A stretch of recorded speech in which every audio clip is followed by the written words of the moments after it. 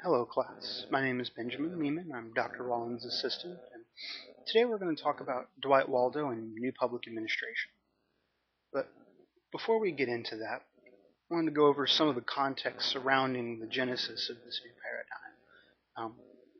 New Public Administration really came about in the late 1960s. At this time, the United States was involved in a brutal and grossly unpopular war in Vietnam. In addition, the civil rights movement had gotten increasingly bloody. In fact, right at the time of the Middlebrook Conference that really spawned New Public Administration, Martin Luther King Jr. had just been assassinated. In addition, all of this was really happening underneath the umbrella of the Cold War, which would still be raging for another 25 to 30 years after all of this had happened. So it's easy to understand that the United States at this time was arguably at its peak of social stress and change. And into this fray walked Dwight Waldo. Now, a little about Waldo. He was not trained in public administration in the same way that people are today. In fact, he was trained in political science. He graduated from Yale in the early 1940s, and the result of his work was called The Administrative State. It was a book that was actually published as part of his graduation requirements at the time. This book was very controversial because it really challenged the status quo within public administration, called out a number of internal inconsistencies and conflicts in the field, and certainly didn't make him any friends. Indeed, Waldo himself would suggest that it made him a number of enemies. And as a result of all this, he really wasn't hireable by any university anywhere. And he went into what he considered an academic exile, where he worked in Washington, D.C. as a bureaucrat for a number of years. Now, this exile would eventually end. He was hired by UC Berkeley as a faculty member in their political science department. While he was there, he actually founded their public administration graduate program, which is still top-ranked even today. He continued his studies of social change and stress, and he really focused on this idea of organizational adaptivity. Leading back to his prior work with the administrative state, Waldo had really come to the conclusion that public organizations at this time really weren't able to adapt to the changes and stresses within society because public administration was still focused on maintaining the status quo. Now, even though years prior this had gotten him into quite a bit of trouble, academics were really starting to come around to this idea. So through a number of debates, a number of policy papers really explaining his position and softening some of what he'd written before, although it really achieved something of a degree of superstardom in public administration. Indeed, even today, he can be seen as one of the luminaries of the field, if not one of the greatest influences on public administration of all time. But the irony here is that being part of political science, he was feeling a degree of hostility towards his ideas, and he began to see political science as being somewhat inadequate in addressing the challenges of the day. And as a result, he had decided that it was time to make a change. He ended up accepting one of 10 of these super professorships within the state of New York, moving to the Maxwell School at Syracuse. These super professorships were not only highly competitive and very well paid, they also came with a very large programming budget. So he had the resources to really pursue what he considered the weaknesses in public administration at the time. And how he did that was he was able to self-fund as what he would consider a mini grant, the Middlebrook Conference. And the Middlebrook Conference was named after the conference center up in the mountains where it was held. Now, what was interesting about this is he only invited scholars who were young, very new in the field, under the age of 35. Now, it's also important to note that really as a product of his times, he only invited men to this conference. There were no female scholars allowed. But in spite of these shortcomings, these scholars were able to develop what became New Public Administration. So what is New Public Administration? Arguably, New Public Administration is a reaction to those inadequacies within public administration to address the social stress and change going on at the time. So first, New public administration really has these three anti-goals that really set it apart from what public administration was before, what they might consider old public administration. First, new public administration rejects the previous concept of value neutrality, this idea that values should be removed entirely when we look at public administration theory and practice. In fact, NPA is going to talk about how values are not inherently evil or inherently bad, and many of them are indeed quite beneficial. And so it doesn't really make any sense to throw out the good with the bad, or to throw all of it out entirely. Instead, what we need to do is call out our values and understand what they are, and use those to guide us in applying scientific principles. Second, new public administration really rejects determinism and rationalism. It understands that people can be very difficult to predict. Human behavior is very difficult to map out. People are not always rational actors, and they don't always act in their own self-interest. As such, it doesn't really make any sense to assume that they will. Finally, new public administration really rejects the politics-administration dichotomy. It rejects this outright separation in policymaking, understanding that administrators are really involved in every step of policymaking, from the theory straight through to its implementation. Now, we've talked about these anti-goals of public administration. Here are some of its more positive, proactive goals. The first is relevance. Public administration should really focus on contemporary problems and the social realities that it finds itself within. These are going to change from decade to decade, from year to year, really as society changes. And it's important that public administration always be at the forefront of these changes, always able to react to these things. Second is this idea of social equity. New public administration would suggest that social equity should be the primary goal of PA.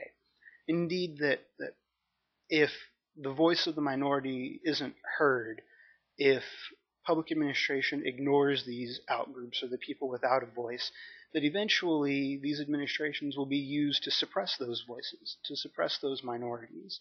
Indeed, you could see that happening throughout the 1960s and arguably even today. The third goal of NPA is change. And it's something that we talked about already, but this idea that we need to be skeptical of permanent institutions, that we should really be skeptical of the status quo. Further, in public administration would suggest that value neutrality is really impossible. So when we look at values, what we need to understand is that administrators and policymakers are people first. People will always have normative values, will always be making these judgments, and that it's important that we identify what those are, that we recognize them, and again, that we use them in the creation and the implementation of policy. Moving forward, public administration should really have a client focus, that PA should really create proactive policies rather than this ivory tower sort of paternalistic idea of administration, that we should be addressing future problems and problems as they occur rather than sort of telling people what they need and writing policies accordingly. Finally, new public administration really highlights this idea of management-worker relations, and this idea that there needs to be an equal emphasis in administration on efficiency and sort of humane human resource practices. For example, fairness in merit-based performance reviews, getting away from nepotism and favoritism in promotion and in hiring practices, but also in the creation of more contract-based employment to create a certain amount of job security for people in public administration. Now, to achieve these goals, the Minnebrook scholars put out these 4 Ds of new public administration. The first is decentralization, the second is debureaucratization, the third delegation, and the fourth democratization. Now, these 4 goals are really designed to sort of take power away from top-level administrators and to really spread it out and shift it down to the street-level bureaucrats, the people whose decisions most directly impact. We've talked about new public administration in the context of 1968 and Minnebrook 1, but it's important to note that the paradigm has been refined twice since then. First in 1988 with Minnowbrook 2, which lifted the restrictions on age and gender, and again in 2008 in Minnowbrook 3.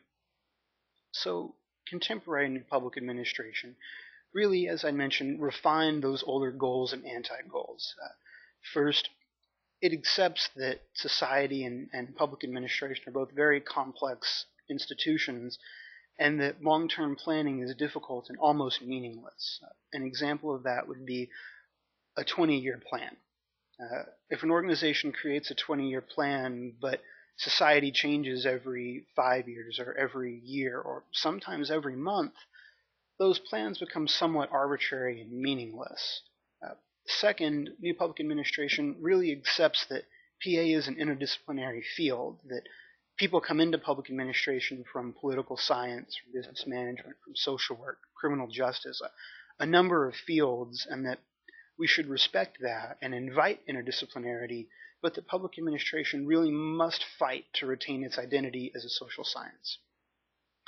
Next, New Public Administration accepts the role of public-private partnerships, and that it is important for administrators to sort of take the best of both public ideologies and private sector and sort of blend those together, but that it's really important to not allow the private sector to really sort of bully or exert too much influence over public policy. Finally, New Public Administration accepts the presence of the politics-administration dichotomy. Policymakers will still hold a set of skills that administrators may not. But by that same token, public administrators really have a set of skills that policymakers don't necessarily have. So it's important to respect those differences and to embrace them while understanding that there is going to be some amount of overlap between the two. New public administration today also continues to criticize HR practices, especially nepotism and favoritism, as well as inaccurate weighting in merit-based performance reviews that really pushes administrations to take a good look at their hiring practices and to ensure that they're fair, to make sure that their promotion practices really reflect what public administrators are actually doing day to day. In addition, New Public Administration really criticizes the idolization of technology. Technology is certainly a valuable tool, but it is not and cannot be an end-all solution. So we've talked about New Public Administration really at its genesis, and as well as its contemporary settings or contemporary beliefs. Now let's look at some of the criticisms of New Public Administration. The first of these criticisms is that much of New Public Administration isn't really new at all. A lot of its ideas really came from previous studies or previous scholarship. For example, Weber talked about citizen participation. Client orientation really came about in the 1950s. Marx and Simon were criticizing the politics-administration divide decades before NPA was founded. In addition to not necessarily having any new ideas, critics would suggest that new public administration really doesn't offer any new solutions to existing problems. Many of the conflicts within PA existed prior to new public administration, and they continue to exist after.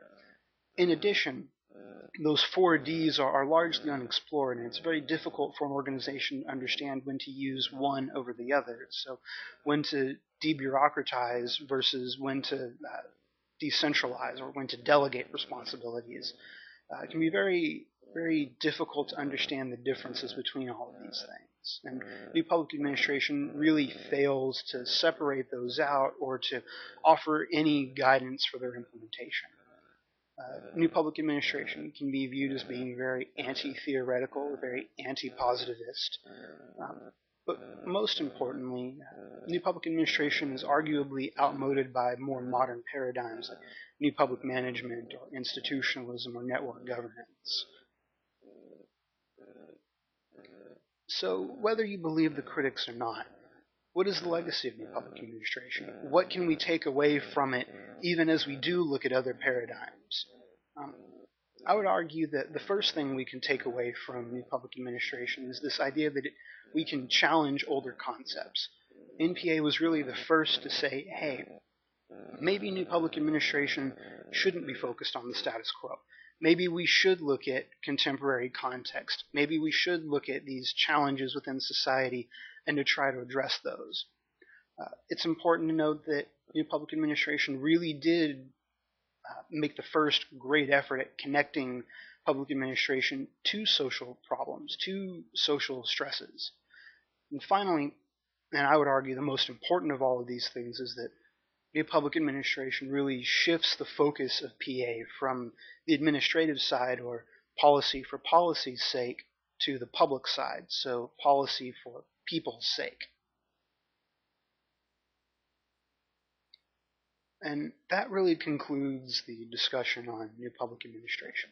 We've talked about the context in which it was formed, the social change and upheaval of the 1960s. We talked about Dwight Waldo, who founded new public administration, and how he came to be something of a superstar in the field, and how he used that to really further PA. We've talked about classical new public administration. We've talked about NPA and its contemporary settings, as well as a number of its criticisms. And finally, we touched on its significance. Once again, my name is Benjamin Lehman, Dr. Rollins' assistant. Dr. Rollins will be back next week, and then I'll be back the week following. So until then, y'all have a great one.